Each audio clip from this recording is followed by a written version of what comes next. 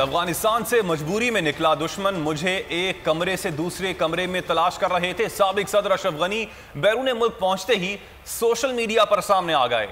कहा चाहता था काबुल में खूनरेजी ना हो, मुझ पर जो भी इल्जामात हैं झूठे और बेबुनियाद हैं। अपने साथ कुछ साथ लेकर नहीं निकला। मेरी जिंदगी का सबसे बड़ा सरमाया बस किताब है। For Afghanistan, dignity of Afghanistan was important for me, and that was going to be ensured.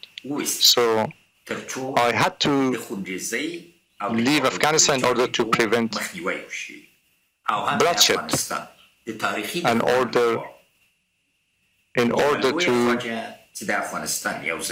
make sure that a huge disaster is prevented. My personality has been going on saying that I have taken money with me.